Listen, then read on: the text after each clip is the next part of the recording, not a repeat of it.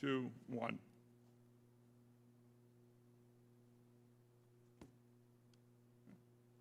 Good morning, everyone. Thank you to our witnesses for being here today. This hearing, entitled An International Response to Ortega's Destruction of Democracy in Nicaragua, will come to order.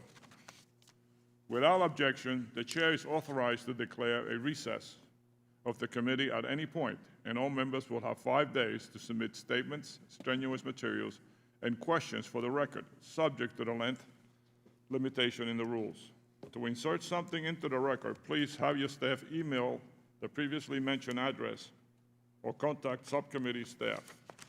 As a reminder to members joining remotely, please keep your video function on at all times, even when you're not recognized by the chair. Members are responsible for muting and unmuting themselves, and please remember to mute yourself after you finish speaking. Consistent with HRES 8 and the accompanying regulations, staff will only mute members and witnesses as appropriate when they're not under recognition to eliminate background noise. I see that we have a quorum, and I now recognize myself for opening remarks.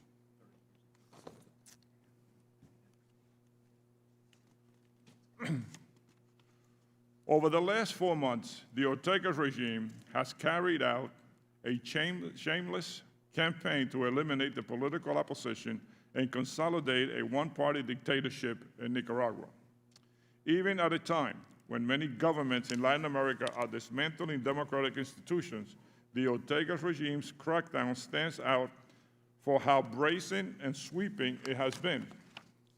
The regime has rounded up nearly every potential challenger to Ortega and has not even tried to hide these arrests and forced disappearances under a veneer of legality. The message from Daniel Ortega is clear. He believes he will lose November's election if they are competitive. Over 150 political prisoners are now being held in Nicaragua jails. Many of them were forcibly disappeared. And earlier this month, some family members were finally able to visit these prisoners for the first time since their arrest in June.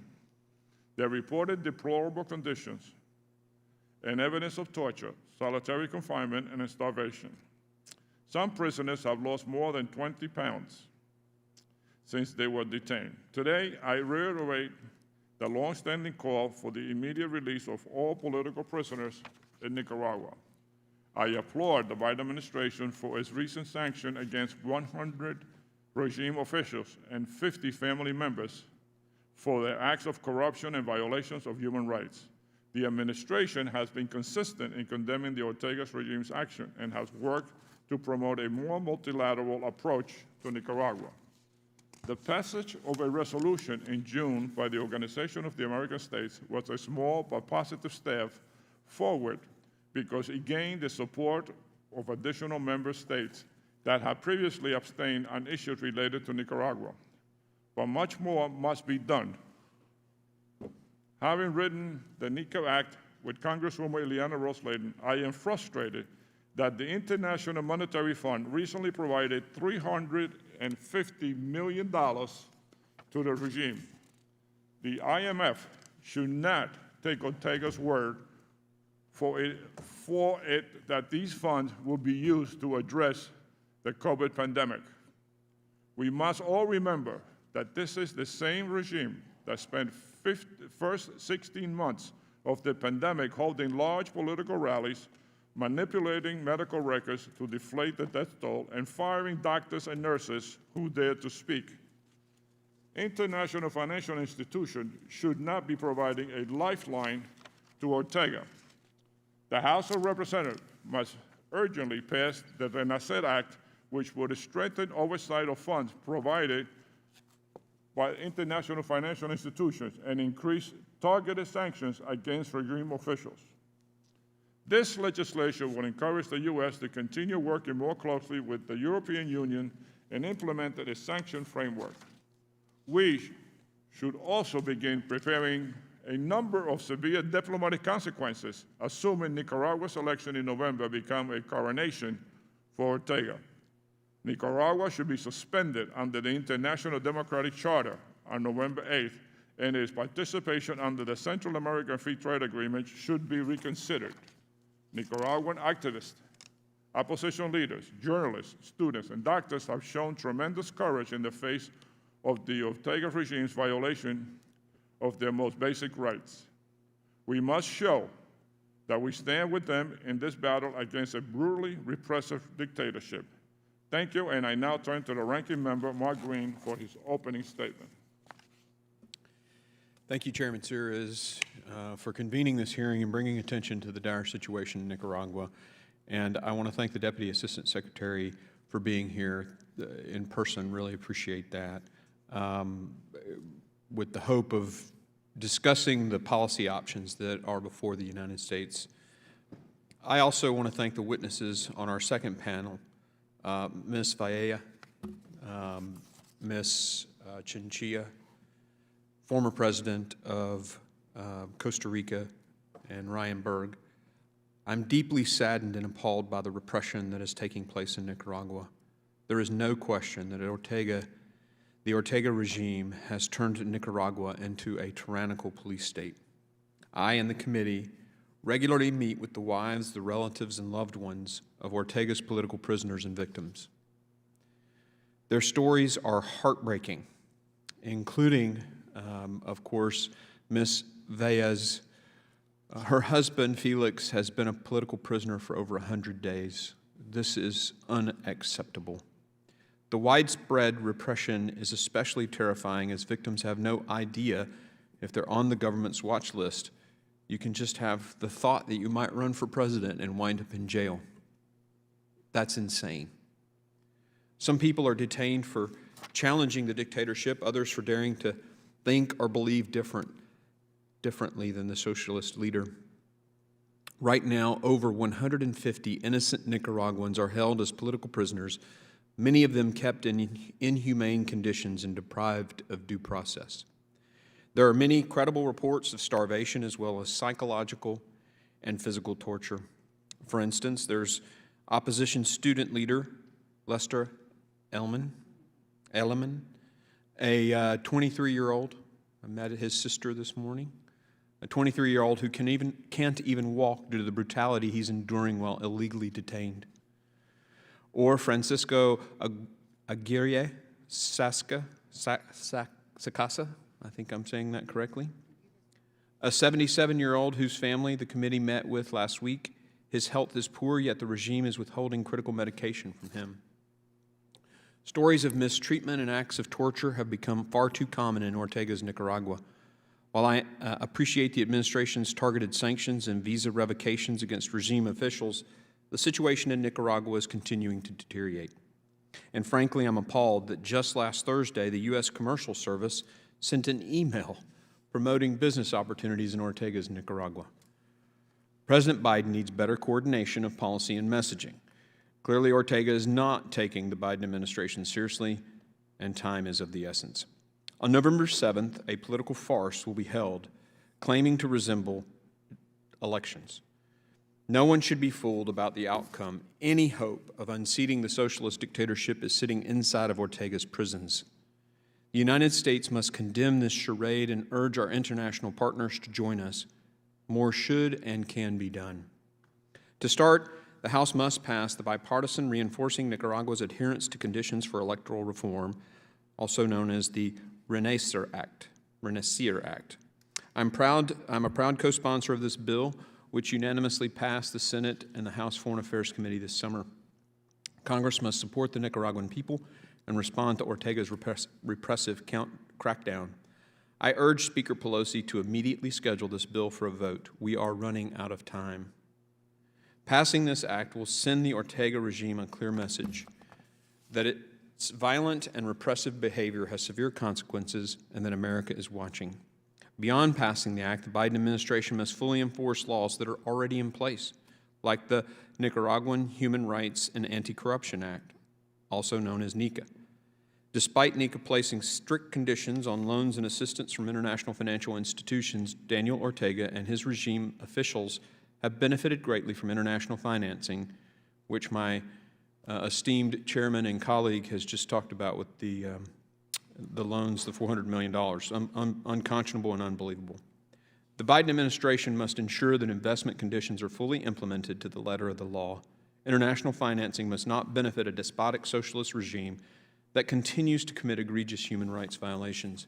I look forward to hearing more about how the administration plans to address these key challenges and the situations in Nicaragua. Mr. Chairman, I yield. Thank you very much, Ranking Member Green. I will now introduce our first panel.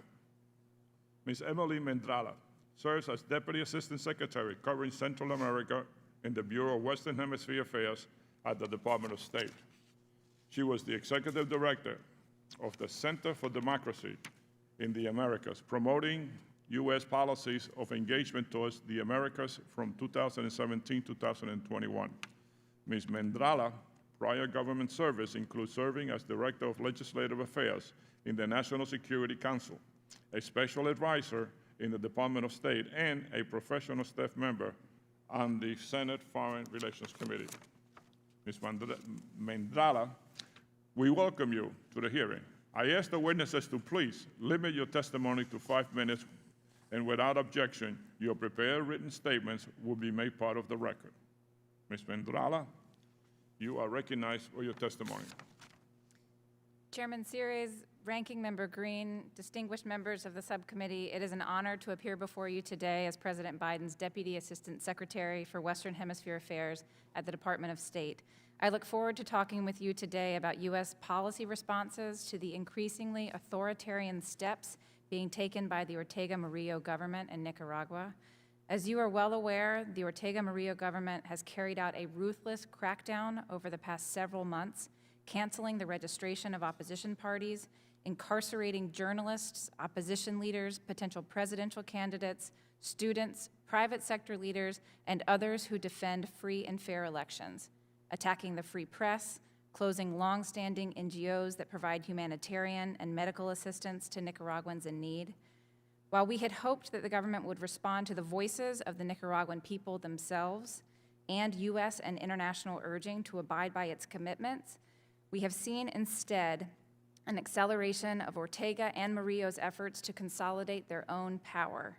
As Secretary Blinken stated on August 7th, quote, "The United States views the regime's latest undemocratic authoritarian actions driven by Ortega's fear of an electoral loss as the final blow against Nicaragua's prospects for a free and fair election later this year. That electoral process, including its eventual results, has lost all credibility," end quote. In the face of sham elections in Nicaragua, we and our international partners must continue to denounce and push back against the Ortega Murillo government's anti-democratic rule, as well as its use of Russian-inspired laws to carry out repression. We must demonstrate that these practices have no place in our hemisphere. We have called repeatedly on the Nicaraguan government to release all political prisoners immediately. We hold President Ortega and Vice President Murillo and those who carry out their authoritarian orders responsible for the detainees' safety and well-being. Every day in August, we highlighted on social media the personal profile of one of the recently detained Nicaraguan political prisoners, drawing widespread media coverage in Nicaragua and in international press to their cases and spotlighting the regime's repressive tactics. These individuals have taken enormous risks and made enormous sacrifices in their efforts to demand genuine democracy in Nicaragua, and none deserves the mistreatment and injustice they are now suffering. The department has taken strong actions already to impose consequences on the Ortega Murillo government. We have worked with the Treasury Department to impose sanctions on those implicated in carrying out the government's crackdown. As of September 14th, 2021, the United States has sanctioned 31 individuals and 8 entities under our Nicaragua and Global Magnitsky sanctions programs, and the department has applied visa restrictions to 169 Nicaraguans in response to the political crackdown and the application of sham laws that ensure the November election will not be free, fair, transparent, or reflective of the will of the Nicaraguan people. We are working with the international community, urging our neighbors and partners in the region and beyond to join us in multilateral fora to send a clear signal to the Ortega Murillo government that democracies in the hemisphere will reject these repressive actions. Following advocacy by the United States and our partners, the OAS issued a strong resolution on June 15th, backed by an overwhelming majority of 26 member states, which condemned the Ortega Murillo government's arrests and called for the immediate release of political prisoners. At the UN Human Rights Council, we were pleased to be one of 59 governments that called for the release of prisoners on June 22nd. We are also working closely with the EU, Canada, and the UK to coordinate additional targeted measures. We were pleased that Canada announced on July 14th targeted sanctions on 15 Nicaraguan individuals, and we welcomed the EU's August 2nd announcement of sanctions on 8 Nicaraguan individuals, including Vice President Murillo. These joint actions have further isolated the Ortega Murillo government. Through USAID, we continue to support Nicaraguan civil society, independent media, and human rights defenders. Our continued support assures Nicaraguans that the outside world has not forgotten them. In conclusion, the Department of State stands firmly with the Nicaraguan people and their desire for genuine democracy, and we will continue to pursue bold actions in response to the Nicaraguan government's failure to uphold fundamental freedoms and respect for human rights. Thank you again for the opportunity to appear before you today, and I'm happy to answer your questions. Thank you for your statement. And we will now go to questions. The NICA Act of 2018, which I wrote with Congresswoman Ileana Rose-Layton, was intended to restrict Nicaragua's access to loans from international financial institutions, except for funds to address basic human needs. But the Ortega regime has received more than $400 million in recent months from the World Bank and IDB. I guess my question to you is, are we using our voice? Is the administration using its voice and vote with the international financial institution to oppose loans and other financial assistance to Ortega? Because I have to tell you, it's very upsetting to me that we do all this work here, we ask the administration to put sanctions on different people, and yet the IMF, which we probably contribute the largest amount of money, or if not one of the largest amount of money, they seem to just ignore what's going on in Nicaragua. And I have to it really is. I intend to write a letter to the IMF, and hopefully we'll have it before this committee, because this is not acceptable. I mean, I don't know if there's any transparency with the money that they get. I don't know what they use it for. I don't know if the IMF knows what they use it for. But there are clear signs that this regime is not interested in going by the law. So my question to you is, are we paying attention to what's going on with the IMF and the loans to Nicaragua? Thank you, Mr. Chairman, for the question. Yes is the answer. We are using our voice and our vote in every opportunity in front of multilateral institutions to oppose lending to the Ortega Murillo government. We will continue to use our voice, vote, and influence to advocate against lending from international financial institutions to the Ortega Murillo government, and we will also continue to collaborate with international partners where appropriate, EU, Canada, and others to do the same. But how is it that they get such a large loan? The specifics of the IMF loan, as I understand it, was an expansion of special drawing rights. It was a global expansion. And I can assure you that when given the opportunity, the U.S. is using its voice and vote to oppose. Well, you know, earlier this year I introduced the Renacer Act, which passed unanimously out of committee. The bill requires targeted sanctions coordinated with the international community to advance elections in November.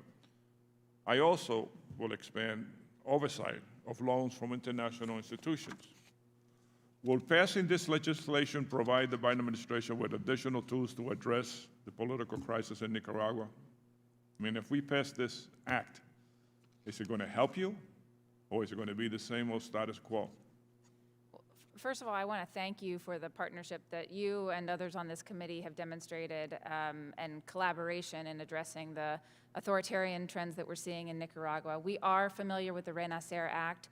We welcome the bipartisanship. We welcome all constructive efforts to hold the Ortega Murillo government accountable.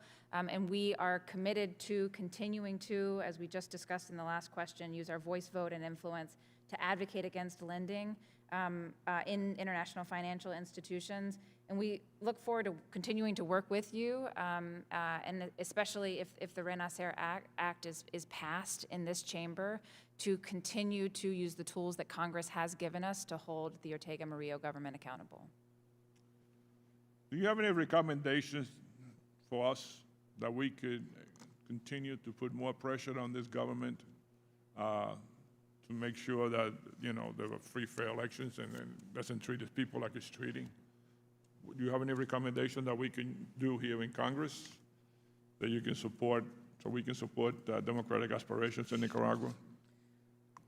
Thank you for that question. One of the most important measures over the last several months has been an OAS resolution that passed in June with 26 member states supporting it, that called to account the Ortega Murillo government for actions that were happening in Nicaragua.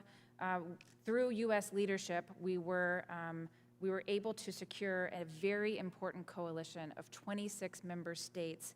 The resolution that was adopted stated that the measures adopted by the government of Nicaragua do not meet the conditions for transparent, free, and fair elections to which all member states have committed under the Inter-American Democratic Charter, which calls into question the legitimacy of the November elections. This was an important move. It was very important for the OAS to put forward a clear and credible and strong response to the actions that we were seeing.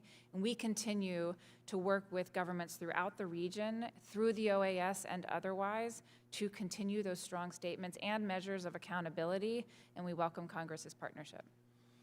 My time is almost up, but I just will urge you and the department to really put more pressure on the IMF that this is just not acceptable, that they get all this money and God knows how they use it or where it goes. Thank you. Ranking Member Green. Thank you, Mr. Chairman. Ms. Mendrala, last week, well, let me start by saying this. Today, you've mentioned the Ortega regime or government, and I would encourage you to say the Ortega regime, because I'm not sure that it's really legitimate. In fact, I think it's not. I'm convinced it's not a legitimate government that was duly elected. I think the last several elections since he's been in control have been manipulated, and therefore I would recommend calling him a regime. And so why is that important? Because consistency in words and what we say matter. I'll give you an example. Last week, the U.S. Commercial Service sent an email to U.S. private sector partners highlighting business opportunities in Central America, including those within Nicaragua. It said, quote, "Perhaps most importantly, Nicaragua has a highly organized and sophisticated private sector committed to a free economy that can fully leverage these resources if supported by a responsible government," end quote. Yet the State Department's 2021 Investment Climate Report says, quote, "Investors should be extremely cautious about investing in Nicaragua under President Daniel Ortega's authoritarian government," end quote. These inconsistencies create problems. Maybe that's why the IMF made its bad decision. And your thoughts about these inconsistencies and the importance of the Biden administration saying one thing and sticking to it. Thank you, Ranking Member Green, for the question.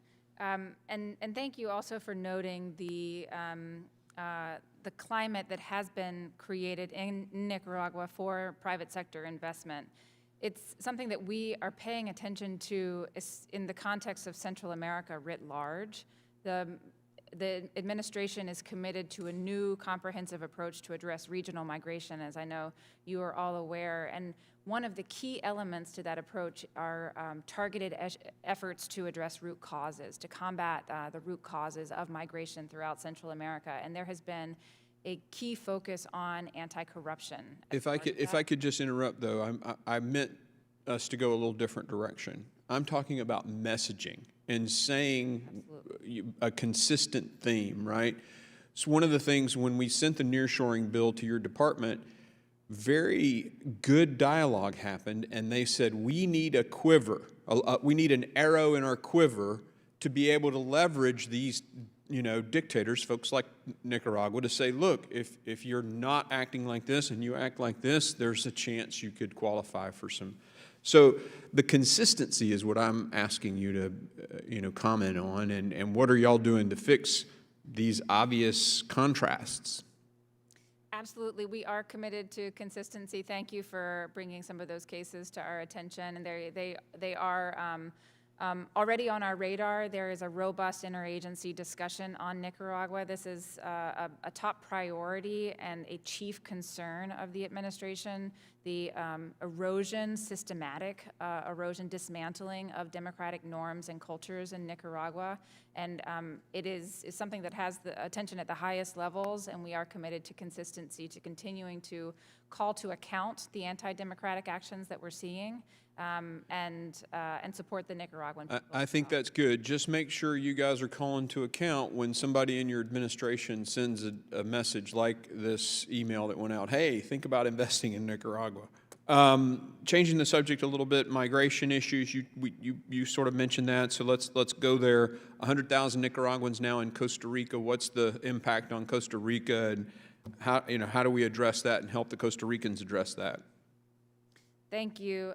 I was in Costa Rica in early June at a regional migration conference, and it was clear that there are large flows of Nicaraguans arriving to Costa Rica. This has been the case not just in 2021. It also occurred in the wake of the 2018 political crackdowns in Nicaragua as well. Costa Rica is a very important partner for us in the region, especially on the topic of regional migration. We are committed to work with them. There are several programs through the Department of State, through our Bureau of Populations, Refugees, and Migration that are working in close partnership with international organizations and the Costa Rican government to address these challenges. It's a concern. And if I may, to finish my thought on on anti-corruption and why it is such a chief focus of ours, I think you could have seen a scenario, and we did in many respects see a scenario 5-6 years ago, where some may have given the Nicaraguan government a pass. They said there's relative security and it's a relatively stable investment climate. But we see now that would have been a very bad bet because of the anti-democratic actions. And it's reason why anti-corruption is such an important underpinning for all of our work in Central America, because we have to have that foundation in order to see the efforts to address root causes really prosper. And you're making my point, if I can, Mr. Chairman, very quickly about the need for consistency from the administration. Okay. Thank you. Thank you, Ranking Member. We will now hear from Member Joaquin Castro for 5 minutes. Thank you, Chairman and Ranking Member. Thank you for organizing this hearing today. I want to take this opportunity to express my support for the thousands who have been the victims of Ortega's brutal crackdown on human rights. In the last few months, he's broken vital norms and institutions of democratic practice, and the upcoming November 7th elections will be neither free nor fair. I think it's necessary that the United States stands up to this threat to freedom in the region and stands behind those fighting to bring democracy back to Nicaragua. Since June, the Ortega regime has arrested dozens of political opposition, civil society, and business leaders, including Cristiana Chamorro and Ambassador Aguirre Sacasa. Some have been forcibly disappeared for weeks without their families being notified of their whereabouts, while others have been forced to flee the country for fear of imprisonment and torture. So my first question is, what is the U.S. government doing to push for the safe release of these political prisoners?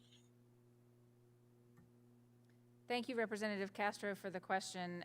We share your concerns, and we share the concerns of so many that have watched this repression take place and followed the grave humanitarian situation of many of those who are unjustly detained in Nicaragua right now.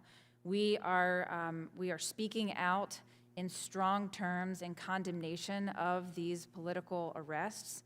We are expressing concern at the fact that some of the prisoners are being held incommunicado without the medicine that they need.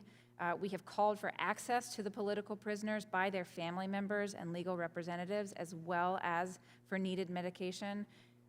We launched a social media campaign in August that highlighted the plight of Nicaraguan political prisoners and their families, that garnered media attention in Nicaragua and throughout the international press. And more broadly, we're using the diplomatic and economic tools at our disposal to promote accountability for President Ortega, Vice President Murillo, and other actors in Nicaragua who are complicit in this wave of repression. Well, with every political opponent either imprisoned or forced to flee, the signs point to Ortega being elected for a fourth term on November 7th. Should this election continue to occur under unjust and repressive measures, how will the administration change its engagement with and public stance on Nicaragua? Thank you for that question. We have long urged Nicaragua to listen to the Nicaraguan people, abide by its commitments to implement electoral reforms, and allow free and fair elections. And it is clear that the Ortega-Murillo government took steps to consolidate its own power instead. We have already noted through Secretary Blinken's statements that the United States views the regime's latest undemocratic authoritarian actions as the final blow against the prospects for a free and fair elections later this year. The electoral process has lost all credibility. We will continue to work through the OAS, work with our partners in international fora, and we will continue to review the U.S. relationship with the Ortega-Murillo government following those elections. No, well, thank you. And I have one final question on this very important issue of political prisoners and democracy there. You mentioned multilateral institutions and partners. Have we seen any particular nations step up to be helpful in putting pressure on Nicaragua to release these political prisoners? Who has stepped up? Absolutely. We have had great partnership through the OAS, as I noted. 26 member states joined together in a very important coalition to condemn abuses and stand with the political prisoners demanding their release.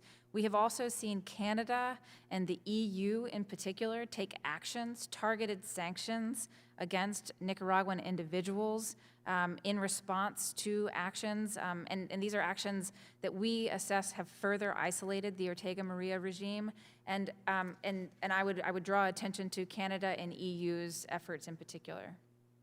No, thank you. And then I'll just ask one final question, and you'll probably have to take it for the record because I'm running out of time. But how, if at all, does Nicaragua fit within the administration's strategy to address root causes of migration from Central America? And how does the administration plan to engage with Nicaragua on root cause issues, given obviously the repression of democracy and human rights? And I'll submit that question for the record. But thank you for your testimony today. Thank you. Thank you, Congressman. Congresswoman Maria Elvira Salazar, you're recognized for 5 minutes.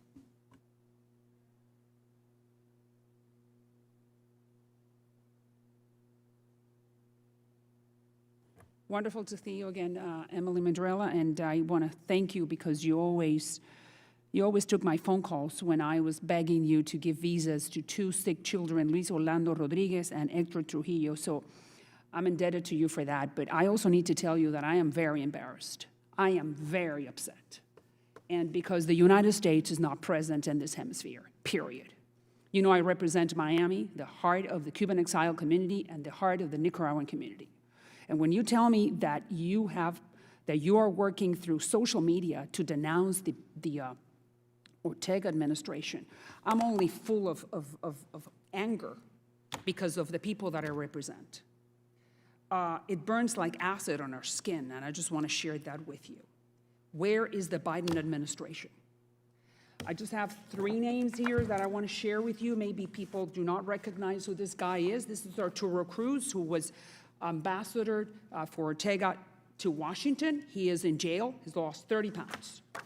This guy, Felix Maradiaga, has been tortured, psychologically tortured. And here we have Chamorro, who we do not know what's really happening with him. So not only we have abandoned these people, the Biden administration has abandoned these people, but like my colleague said, no, we're helping them. In August, the IMF gave $353 million to the repressive apparatus. Did you know about that loan? $353 million to Ortega last month? Did the State Department know about this? Just yes or no? We have used our voice, vote, and influence in international financial institutions. No. I'm asking you, Oppose. did you guys know, did you guys call the United States representative in the IMF? We give $100 billion to the IMF. Did you guys call the IMF and said, no, we cannot do that? Did you do that, yes or no? We oppose lending through international financial institutions. So that means that the Nicaragua executive and director did not pay attention to what the State Department was telling them not to give a loan to Ortega for $353 million. Ma'am, I can tell you that in every instance, we have opposed lending. So that means that our own representative is not paying attention to the State Department.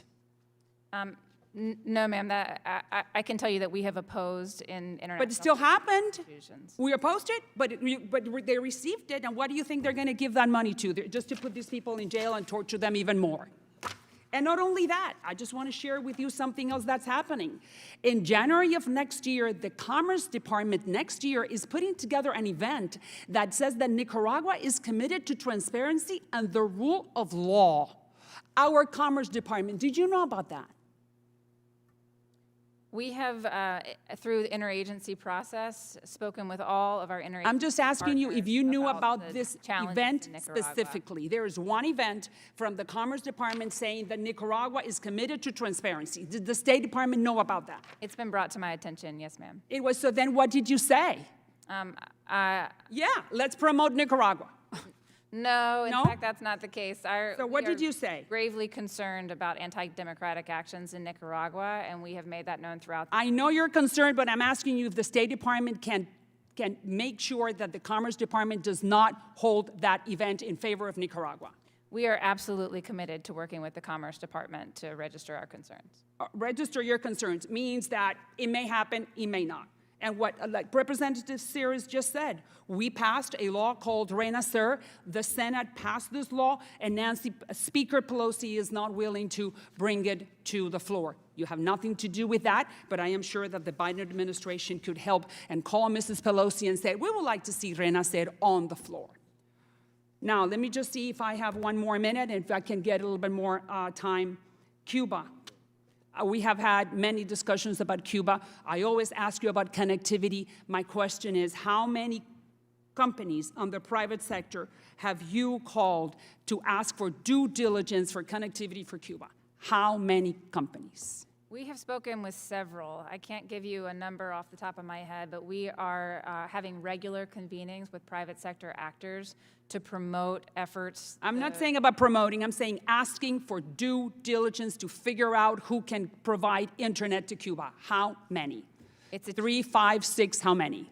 It's a chief concern of ours. And No, I'm not saying it's a chief concern. I'm asking how many people have you asked to do due diligence for connectivity for Cuba? We have spoken with several private sector actors. When are they going to give you a response? Many of them are already engaging through several different means. But you've always told me that it's not that easy. I did my due diligence. I have one company. Have you communicated with them, the one who is most advanced? We have spoken with several companies, yes, ma'am. And I believe I know the company to which you're referencing, and we have had conversations with them. All right. So you think that by next month, can you commit that by next month you can give the members of Congress a report of what's happening with the due diligence for connectivity for Cuba? We would be happy to brief, yes. So that means that I have your word on the record that by next month, you're going to give the members of Congress a report on what's happening with that. We would be happy to brief. Thank you, Congresswoman. We now recognize Andy Levin for 5 minutes. Thank you so much, Mr. Chairman. And, it's so upsetting where things have come to in Nicaragua. I remember when the Somoza dictatorship fell in 1979, and there was hopes there were hopes for democracy, and today the level of repression and the number of people thrown in prison is just very, very upsetting. So, Ms. Mendrala, the Biden administration requested a total of $15 million for the fiscal year 2022 for assistance to Nicaragua, all of which was supposed to be for democracy, rights, and governance programs. Explain what we've been doing with our democracy assistance in terms of pushing back against Ortega's repression, and what could be done better? Thank you, Representative Levitt, for the question. We are, through USAID, supporting Nicaraguan civil society, independent media, and human rights defenders as they fight for a return to democracy, rule of law, and respect for human rights. It is a tough operating environment, as you can imagine, and our support assures Nicaraguans that the outside world has not forgotten them. So basically, we're helping to fund organizations that are under attack and whose leaders may be being put in jail and this kind of thing. And we're just kind of doing our best to keep them afloat. Is that what we're doing? There are several organizations in Nicaragua, in civil society, and independent media that are doing great work. They are taking great risks as well to promote democracy, anti-corruption, bringing information to the world about what is happening in Nicaragua. And some of our democracy promotion assistance comes alongside these organizations to support their work. It is as I said, a very difficult operating environment, especially over the last few months, as we have seen systematic repression and imprisonment of several of the champions for democracy in civil society, opposition leaders, journalists, private sector leaders, and others. And all right, I just have a couple more minutes, so let me just ask you, if you can share with my office, kind of information about that. I'd look forward to reviewing it. And but I also want to talk to you about the humanitarian situation. You've mentioned it. It's a real crisis. There have been 2 hurricanes in November of last year, the COVID-19 pandemic. My understanding is only 2.5% of Nicaraguans have been fully vaccinated, and at least a third of the country is living in poverty. There are high rates of malnutrition, as there have been for years. Can you describe what our U.S. support is for Nicaragua to respond to the hurricanes and the pandemic, or for Nicaraguan people to? And how are we seeking to address the current humanitarian crisis in Nicaragua? Thank you very much for that question. I will note that Nicaragua is the second poorest country in the hemisphere. Their economy contracted 3.9% in 2019 and 3% in 2020. We are very concerned about the humanitarian situation on the island in the wake of the hurricanes, as you mentioned, and also because of the mismanagement of the pandemic in the country and its dire impacts. With respect to vaccines, in early June, President Biden announced that the United States will donate 500 million Pfizer vaccines to 92 low and middle income countries and the African Union. It was a historic action that will help supercharge the global fight against the pandemic. Nicaragua is one of the countries receiving vaccines under the COVAX mechanism, and it's eligible to receive this donation. It's another example of support for the Nicaraguan people. While at the same time, how many vaccines have we donated, and how many have been actually distributed? You called Nicaragua an island a minute ago. I think you're referring to the poorest country in the hemisphere, Haiti, where distribution is a huge problem, and a very small percentage of the 500,000 doses that we sent there have been distributed. What's the situation in Nicaragua as my time expires? Thank you for that question. I'm happy to get back to you with specifics about vaccine distribution. To my knowledge, the vaccines have not yet been distributed, but Nicaragua is eligible to receive the donation that the United States made to COVAX. Okay, thanks, Mr. Chairman. I'll yield back. Thank you, Congressman Levin. Now we recognize Representative Juan Vargas for 5 minutes. Thank you very much, Mr. Chairman. I appreciate the opportunity, and I in particular want to thank the witness here today. I would, at the outset, note that in the Renacer bill, we actually call the Ortega government the Ortega government. So we should be consistent ourselves. If we want to call them the Ortega regime, we should call them the Ortega regime. But anyway, so the only reason I say that is because I think Deputy Assistant Secretary Emily Mendrala is just simply following what we wrote. I'm also on that bill. I am very disappointed with what has happened in Nicaragua. I was a young Jesuit missionary back in 1986, and I went to Nicaragua, and I was there at the UCA, the Universidad Centroamérica, and stayed for 2 weeks on my way to El Salvador, where I was then stationed for a much longer period of time. And Nicaragua was very poor. Obviously, it was coming out of what had happened with Somoza. And the tragedy is it seems to be exactly the same again. I mean, you have a dictator there, and this dictator is enriching himself and impoverishing his people. He's once again, just like Somoza, using incredible repression, violence against his own people. I do want to ask you specifically, if I could, Ms. Mendrala, about the university there. The rector of the university is a priest by the name of Chepe Idiaquez.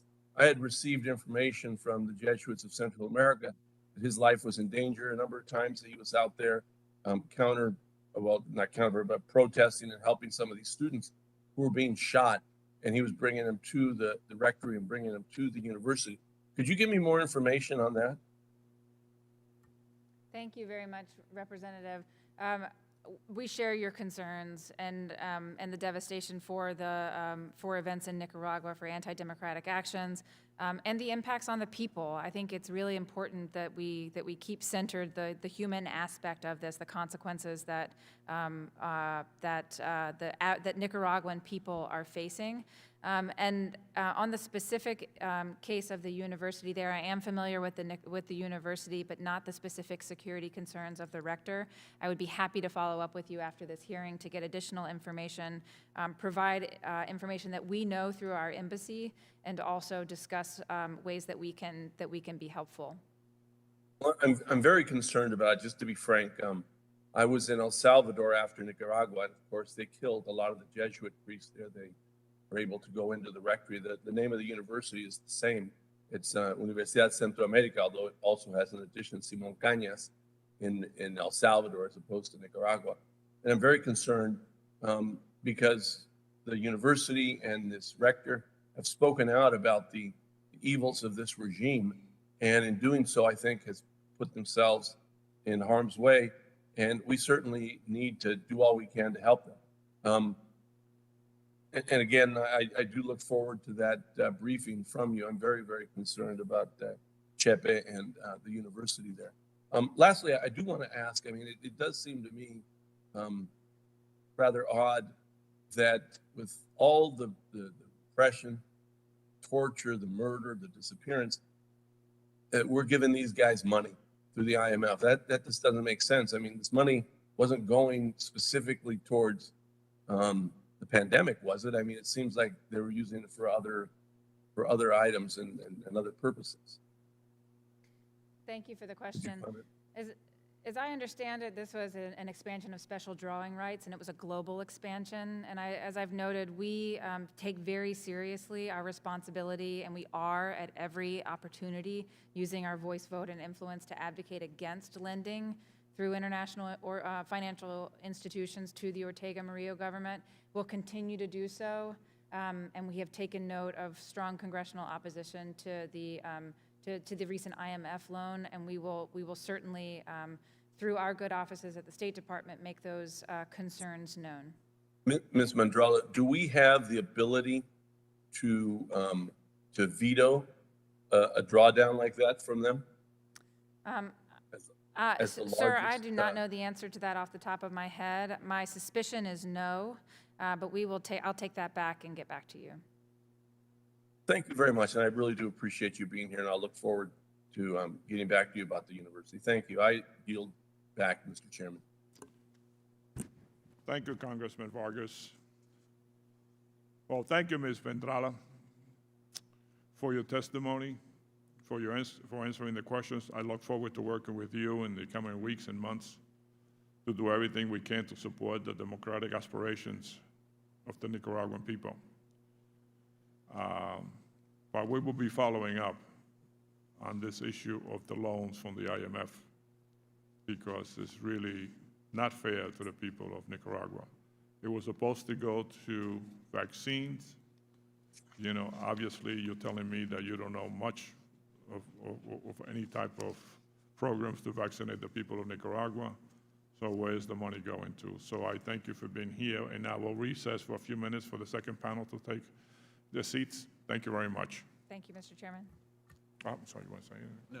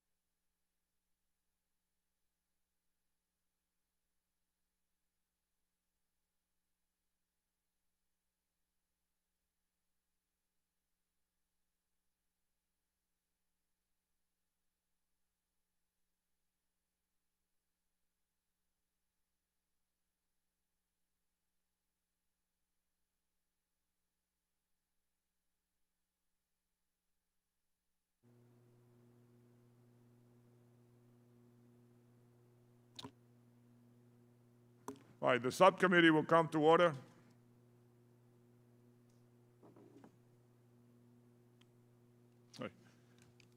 I will now introduce our second panel. Ms. Berta Valle is a prominent Nicaraguan journalist and human rights defender. She is also the wife of Felix Maradiaga, a leading civil society and opposition political figure who was arbitrarily detained and forcibly disappeared by the Ortega regime. In her 15 years of experience as an activist, Ms. Valle has focused on issues of children's rights, social issues, and human rights.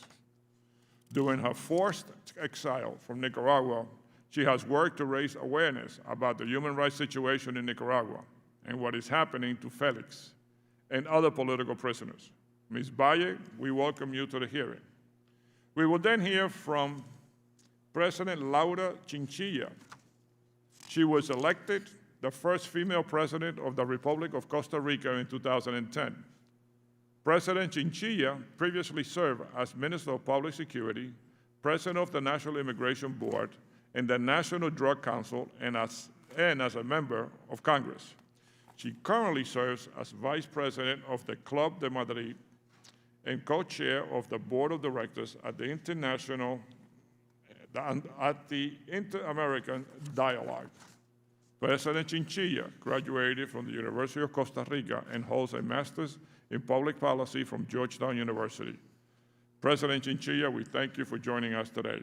And finally, we will hear from Dr. Ryan Berg, Senior Fellow in the Americas Program at the Center for Strategic and International Studies. Previously, Dr. Berg was a research fellow at the American Enterprise Institute, where he helped lead its Latin American Studies program. His research focuses on U.S.-Latin American relations, authoritarian regimes, and armed conflict, strategic competition, and trade and development issues. Dr. Berg obtained a bachelor's degree in government and theology from Georgetown University and a doctorate in political science from the University of Oxford. Dr. Berg, thank you for joining us today. I ask the witnesses to please limit your testimony to 5 minutes, and without objection, your prepared written statements will be made part of the record. Ms. Valle, you are recognized for 5 minutes for your testimony.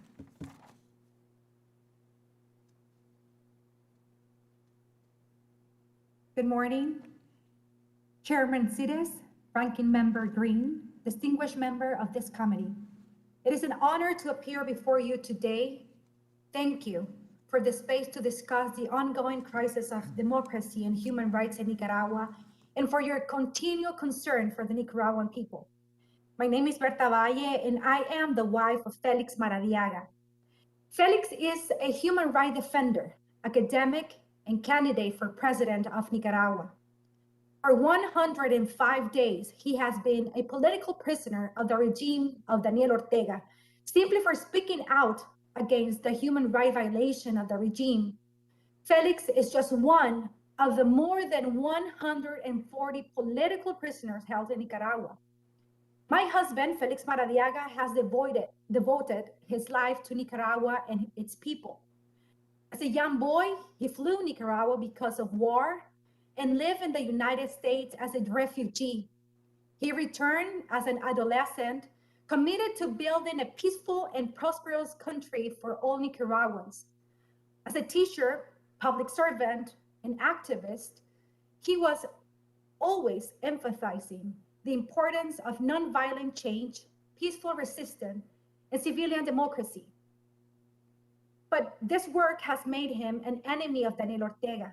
Indeed, for years, Felix had been speaking out in Nicaragua and abroad that Daniel Ortega posed a severe threat to our democracy. We have seen him consolidate his power and abuse of human rights. Now we are living the nightmare my husband warned about many years ago, including before this same subcommittee in 2019. On June 8th of this year, Felix was called to the public ministry for an interview. While there, he was interrogated for 4 hours. He left the public ministry, and 15 meters away, away from the press, his car was pulled over by the police. He was pulled out of the car and beaten and taken away. On the same day, Juan Sebastián Chamorro, another presidential candidate, was also taken from his home. The regime has used the same tactics. Again, countless of opposition leaders, including presidential candidates, party leaders, student activists, journalists, business people, labor leaders, and peasants. For 84 days, Felix and Juan Sebastián were disappeared. They were held in an enclosed location without any access to their families, their lawyers, or their doctors. For 84 days, we didn't even know if their or the other disappeared people were alive. Since June 8, Juan Sebastián's wife, Victoria Cárdenas, and I have been raising our voices and speaking out about the situation of political prisoners in Nicaragua. We know that if we remain silent, Daniel Ortega will win. In July, Victoria and I traveled here to Washington to meet with officials in the Biden administration, with members of Congress, including Chairman Sears and Ranking Member Green, with civil society groups and human rights organizations. Days later, the Ortega regime convicted us, traitors of the homeland, just for speaking with a US government official and advocating for the release of Felix, Juan Sebastián, and the rest of the political prisoners. On August 31st, after 84 days of being disappeared, the regime allowed Felix, Juan Sebastián, and some other prisoners a short visit with a family member. This was the first time that anyone has seen or heard from them since June 8.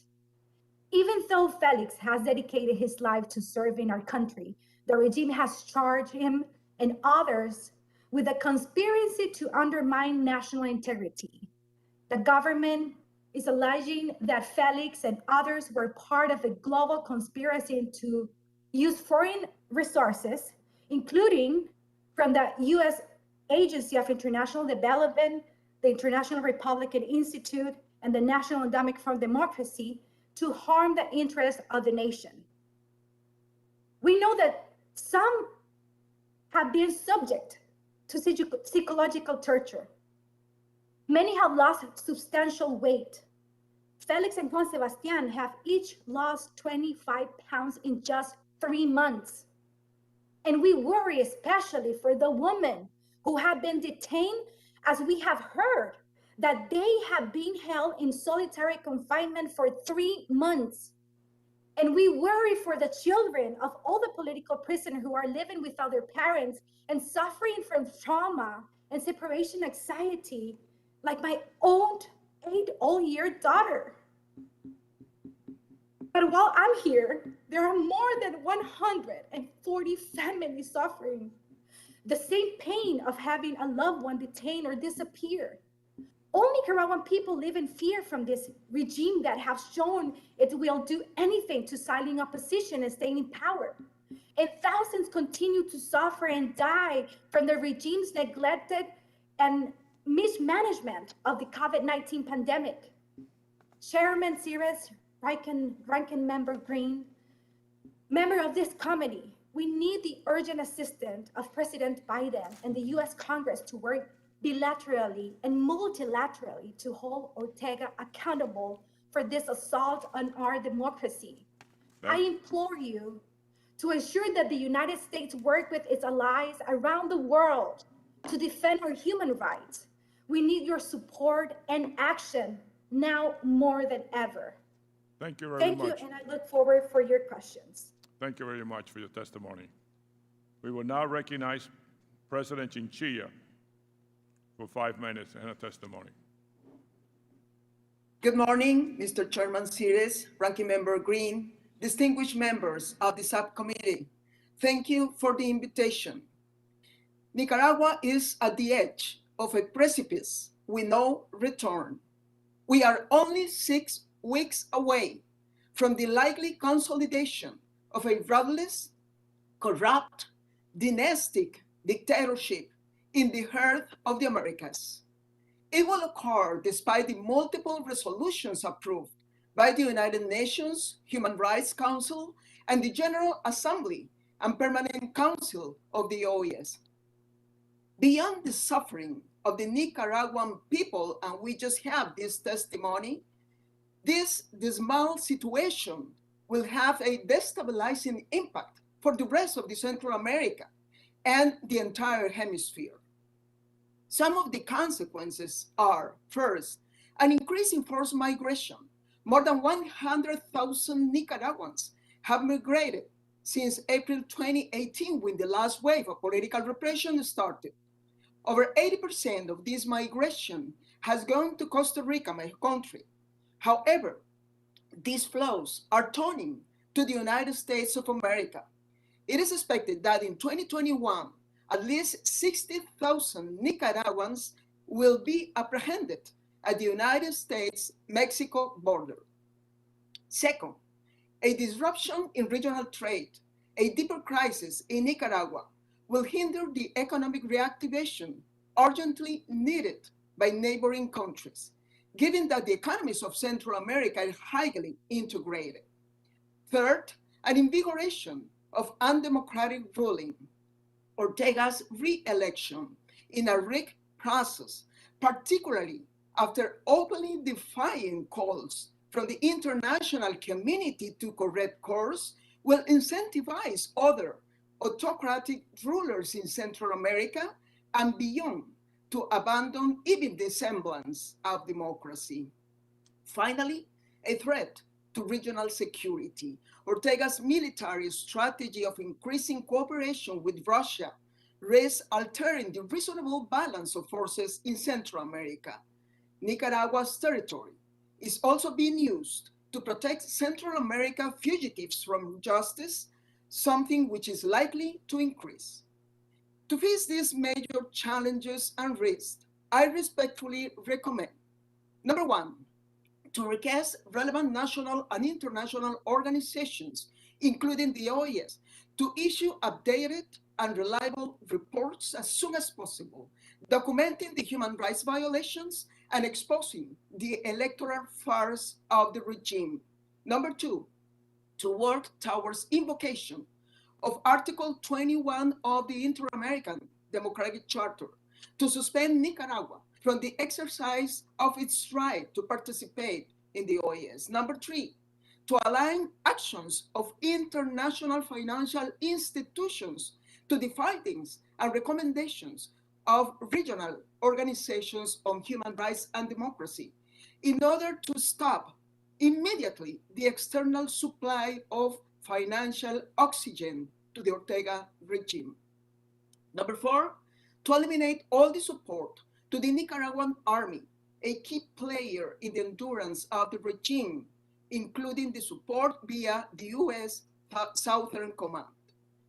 Number five, to investigate Ortega's, Murillo's, families, associates, and businesses for money laundering and drug trafficking, giving prior sanctions on Ortega's son for this kind of crimes. Number six, to increase humanitarian aid for Nicaraguans in exile and for countries receiving immigrants, especially Costa Rica and Panama, including COVID-19 vaccine relief. And finally, to urgently articulate a more coherent, consistent diplomatic offensive with allies in the Western Hemisphere and in the rest of the world to avoid the electoral fraud, or, failing that, to deny the legitimacy to the government resulting from it. Ortega must pay a heavy price for installing a North Korean-style regime in our region. Mr. Chairman, members of the subcommittee, democracy in Nicaragua is perishing in broad daylight. It is dying as the Hemisphere commemorates 20 years of the declaration of the Inter-American Democratic Charter. Unless this is stopped, it would call into question the effectiveness of our regional instruments and commitments to protect and defend democracy. Action is needed, and it is urgent now. I deeply hope that our next steps will live up to our commitments with democracy. Thank you. Thank you, President Chinchilla. We will now hear from Dr. Berg for his testimony. Chairman Cires, Ranking Member Green, and distinguished members of the subcommittee, thank you for the opportunity to testify today on this important topic. Vamos con todo. Let's go with everything. The chilling words of Vice President and First Lady Rosario Murillo ordering spontaneous protests that began in April 2018 to be crushed presaged the brutal consolidation of a dynastic dictatorship in the middle of the Americas. What should have been notable celebrations, the recent 200th anniversary of Central America's Independence Act and the 20th anniversary of the Inter-American Democratic Charter, were instead marred and overshadowed by the depths of despair wrought by this regime, which has declined through all forms of regime hybridity and is now an undisputed dictatorship. To your point about nomenclature, Representative Green and Representative Vargas, no normal regime possesses nearly unlimited executive influence over a country's institutions. No normal regime commits crimes against humanity. No normal regime imprisons and brutally disappears every declared political opponent. No normal regime crosses into the territory of foreign countries to assassinate political opponents in exile. I could go on. November's elections, far from an exercise in democracy, are instead a bitter reaffirmation of the Ortega Murillo family's plan to consolidate a dynastic dictatorship to replace the one that they overthrew. Ortega and his collaborators have set the stage for a coronation ceremony. The regime's latest absurdity is notable because it is so indicative of its nature. The regime issued an arrest warrant for Sergio Ramirez, one of the country's most celebrated authors and Ortega's former vice president. Ramirez's most recent book is set in a country whose people are terrorized by a purported revolutionary government that has long since abandoned whatever principles may have once animated it, and is now concerned with maintaining power at any price. Ramirez's real crime appears to have been dropping his normal genre of fiction, engaging in nonfiction. Old, frightened, paranoid, and thus erratic, the Ortega Murillo regime will stop at nothing in its quest to consolidate power and ensure its survival. And it is my firm belief that they have yet to show their entire hand. The U.S. must lead a strategy of sustained pressure as the cement dries on Nicaragua's consolidated dictatorship. This involves specific policies in the short, medium, and long term.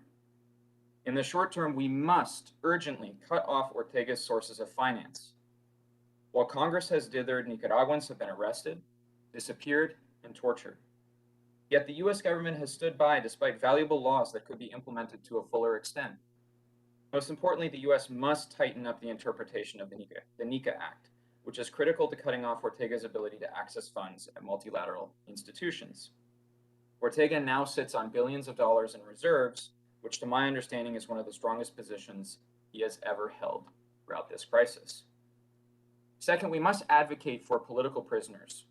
The U.S. should push incessantly for the release of political prisoners in Nicaragua, push for better conditions and legal representation, signs of life for those who have been disappeared. Crucially, it should not reward the regime's hostage-taking strategy, and it should resist at all costs the siren song of negotiations. In the medium term, I think we should ignore entirely November 7th, 2021. The elections are not an exercise in democracy, as I said, and the U.S. should no longer consider this date a meaningful reference point for any of its policymaking. The Ortega Murillo regime has strangled the electoral route, and the U.S. government's theory of political transition must change accordingly. As well as November 7th, I think we need to declare Nicaragua's elections illegitimate under current conditions. The U.S. should be entirely clear about the illegitimacy of these elections and the regime that it affirms, and it should work with partners like Canada, the European Union, and the rest of the countries in Latin America, and encourage them to follow suit. Others have mentioned some of my other policy recommendations, such as Article 21 of the Inter-American Democratic Charter, as well as specific sanctions targets that we might go after. I want to mention in the remaining time that I have, CAFTA-DR. The U.S. must review its trading relationship with Nicaragua, and not only is trade with the U.S. a privilege and not a right, but a country lacking even the semblance of the rule of law, like Nicaragua, it is doubtful that it can comply with its obligations under CAFTA-DR. A review of Nicaragua's participation in CAFTA-DR should include a robust discussion all the way up to its potential suspension. Lastly, I want to recommend to the Congress the support and appointment of a time-limited U.S. Special Envoy. Quite simply, at the present moment, U.S. policy is unmoored from a strategy of long-term, consistent pressure on the Ortega Murillo regime. Recent weeks have witnessed the U.S. increase sugar quotas for Nicaragua, and the U.S. Commercial Service organize a trade mission to Managua. Such policies are entirely inconsistent with a policy of pressure on the regime, and a special envoy would be there to direct interagency coordination and develop the necessary international coalition to pressure the regime. I'll stop there, and I look forward to your questions. Thank you again. Dr. Berg, thank you for your testimony. President Chinchilla, I am concerned about Costa Rica. I am concerned about the influx of Nicaraguans, obviously, leaving Nicaragua. I wonder if you have any suggestion how we can corral some of these members in the area with your experience as a former president to put pressure on Nicaragua to stop doing what they're doing. How do we accomplish that? Well, thank you very much, Mr. Chairman, for being concerned about Costa Rica. And you are right, because as I mentioned, Nicaragua is a factor of this stabilization in a region which is going through probably the worst time since the civil wars. The Central American nations are going through many difficult problems. So we have to do something about Nicaragua. Now, in the case of Costa Rica, I just want to take the opportunity to call your attention on the need to add some additional humanitarian aid so we can be able to respond to all the Nicaraguans that are fleeing to Costa Rica. Now, concerning the rest of the Central American countries, unfortunately, and this is very sad, I have to recognize that many of the governments are dragging their feet concerning the situation in Nicaragua for many different reasons. There is one government which is about to finish, and his president is just thinking about where to go after that. There is another president who is following a very concerning authoritarian path. So in a certain way, he doesn't want to get involved in these discussions. And there are other governments. We are going through many difficult problems. We can ignore the situation related to the COVID-19 pandemic and the hurricanes that they suffered some years ago. But of course, it is necessary to do something. Let me tell you that one of those institutions that have been lending money to the Nicaraguan government is the Central American Development Bank, and also the Taiwanese government. So I think that the United States, and you are working in a bipartisan kind of way, you have the possibility to approach to those governments, to call their attention, and to try to mobilize a stronger pressure inside those financial institutions, and of course, to keep their commitment at the OAS. Thank you, President Chinchilla. Dr. Berg, you stated that Nicaragua has millions and millions of dollars in reserve. Where'd that money come from? Thank you very much for the question, Congressman. And I share your frustration expressed in the first panel about our inability to leverage to the fullest extent the NICA Act. Much of it has come from multilateral financial institutions that have lent Nicaragua money for a number of reasons. Some of it has been pandemic related. Other of it has been special drawing rights, as has been mentioned by the Deputy Assistant Secretary. So it's been for a number of reasons.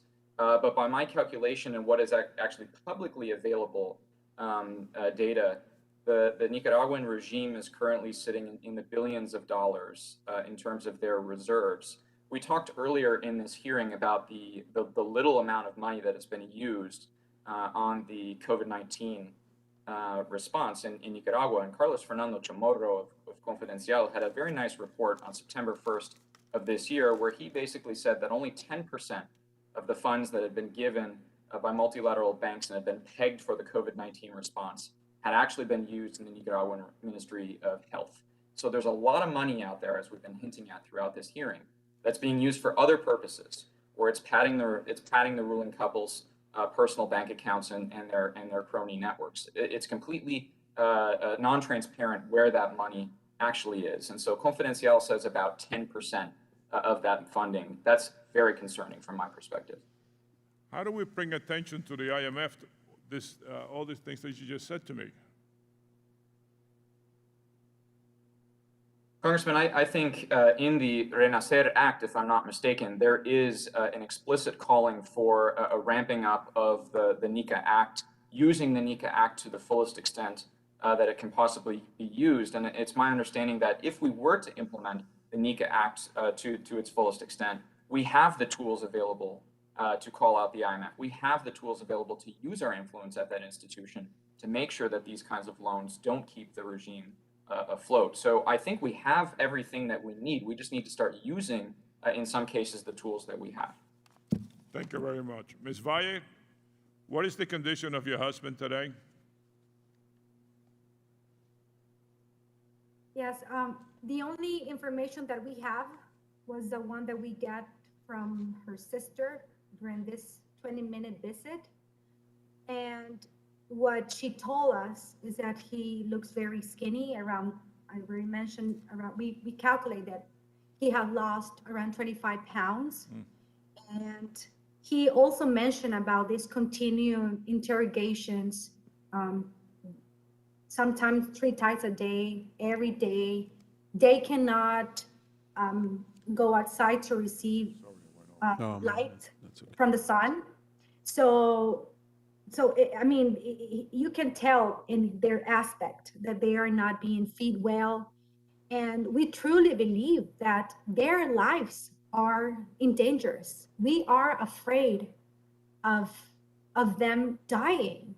And I only mention this because of my husband and my own feeling, but also we have learned that some of the political prisoners have lost more than 25 pounds, and because of their age, they have to receive special treatment and medical assistance, which we know they are not getting. And we also heard from others that the police is asking for another type of medication, which they didn't drink before getting into prison. So we can know that their health is deteriorating very fast.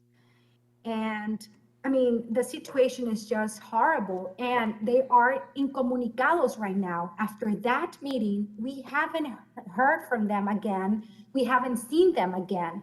So they just give us that 20 minutes to talk to them under surveillance, because the police was present there. They have cameras recording the families when they enter. And we know they even have audio recording while they were talking. So there were not like a space where they can have privacy to really say everything. So we are afraid of their well-being and about their lives. And we are asking the regime to let us know, and to let us get in touch with them, to let us bring them food, because they're not being fed well. We are asking and demanding, because it's a right to have visits, as the law says. And even imagine. My time is up. I need to move on to a ranking member. Thank you, Mr. Chairman. My first question is for Dr. Berg. And are there any foreign governments with interest in Nicaragua that are undermining U.S. and international efforts there? And if there are, could you describe both in terms of their direct involvement with the government as well as through multinational organizations? I'm specifically talking about other countries. Thank you, Congressman Green, for the question. Yes, the 2 countries that I would point out as extra-hemispheric actors who have come into the hemisphere to shore up the Ortega regime are Russia and Iran. Russia, we've seen with a significant presence in Nicaragua for a while. It's increased its presence in past years to an extent that I think should be very alarming for the US government. Not only does it have a number of port agreements with Nicaragua and access to the Caribbean where it can engage in anti-access and area denial capabilities potentially, but also in cyberspace.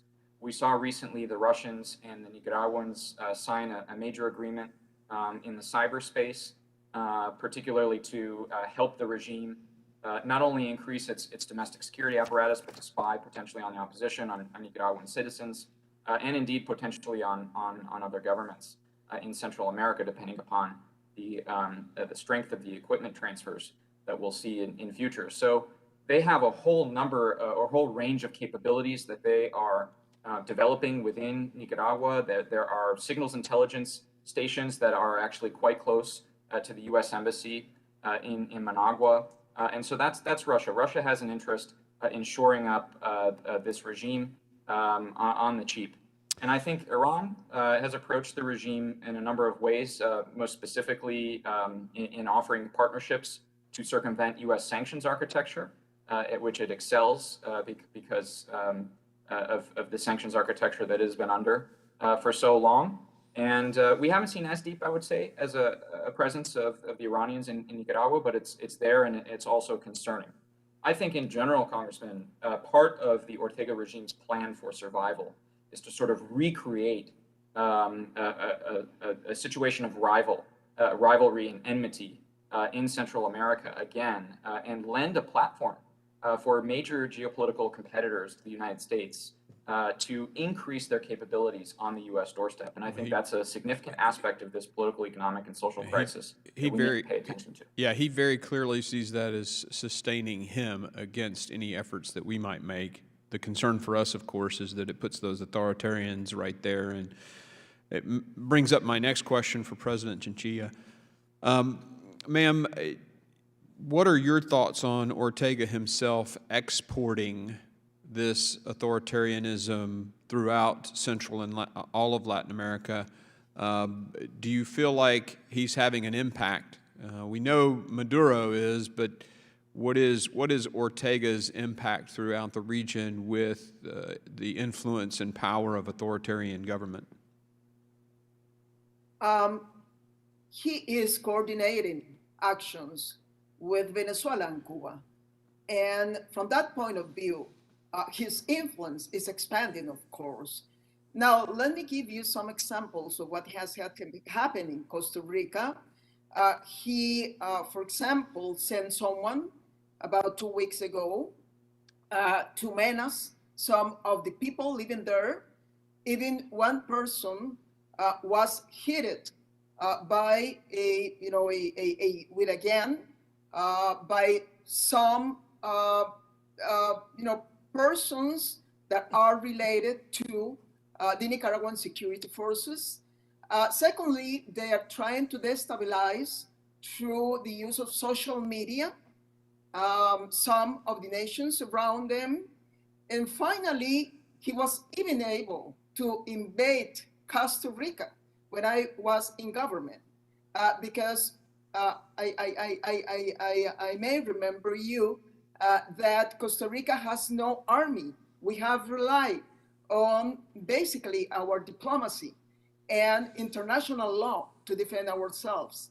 So he also profits from this kind of specific conditions that we have. But certainly, if we allow Ortega to stay in power for more years, he will continue adding his efforts along with Cuba and Venezuela to destabilize our region.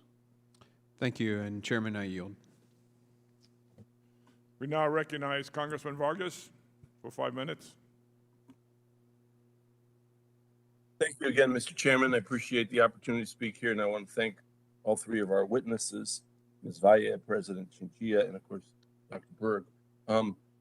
You know, when we hear about these dictators, and there's a number of them around the world, we always hear the same thing. These are horrible people, and they are. And that we should do something about it and get rid of them. But they seem to be very resilient.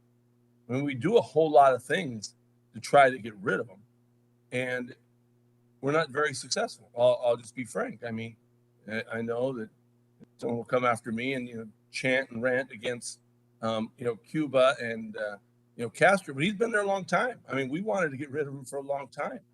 We've done lots of things to try to get rid of him, but we can't get rid of him. I mean, we of course, Maduro is destroying his country, and Venezuela is just absolute destruction of that poor country, which used to be a wealthy country, and there's not much we can do. And now we have, Daniel Ortega destroying his country, absolutely destroying it.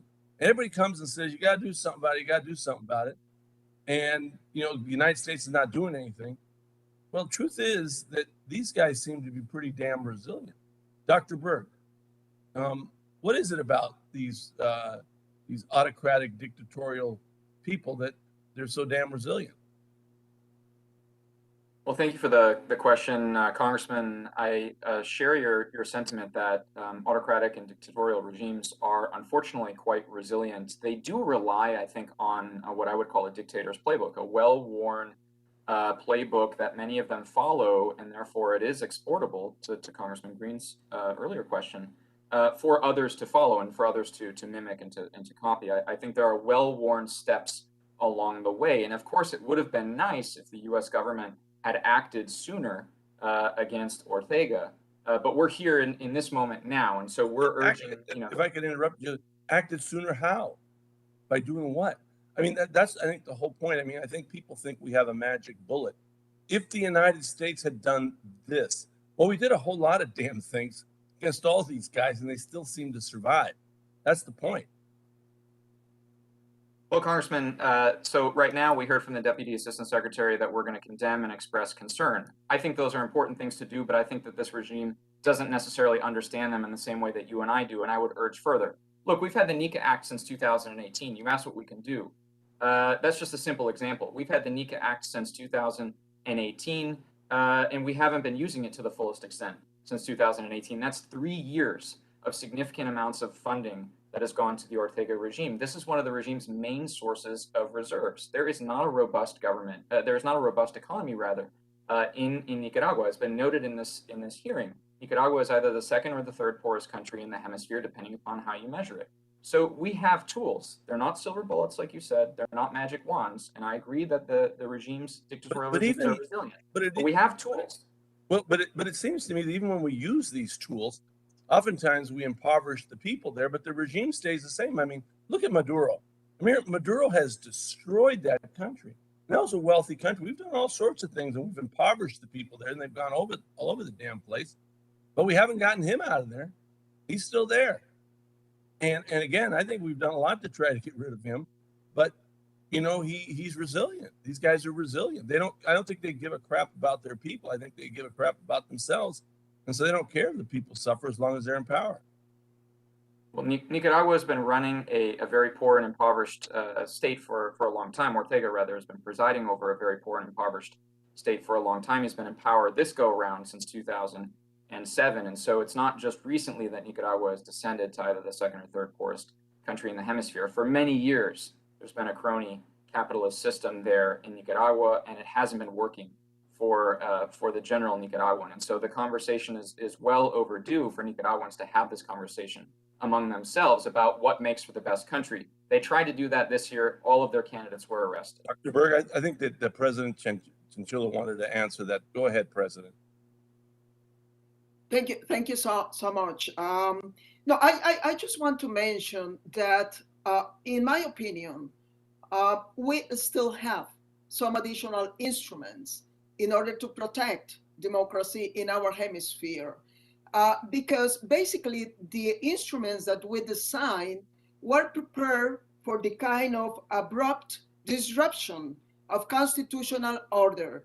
But we are not prepared for this new kind of gradual deterioration of democracy. And basically, I will suggest, for example, to introduce democratic clauses on some important regional instruments. So the financial institutions and, for example, the trade agreements can really be suspended when those democratic clauses are not complied. We need to put teeth to the instruments. Madam President, thank you. My time has expired, but I appreciate both your answers very much. Thank you. Thank you very much. I yield back. Thank you, Congressman. Again, thank you to our witnesses for joining us today. As the Ortega regime moves ahead with stealing this November's elections, the international community must come together to impose a very steep price. I believe we should work urgently with our allies in Latin America and Europe between now and November 7th, to lay out clear consequences for Ortega if he continues down this current path. We need to demonstrate that we stand on the side of democracy in full support of the Nicaraguan people. With that, the committee is adjourned. Thank you to our witnesses.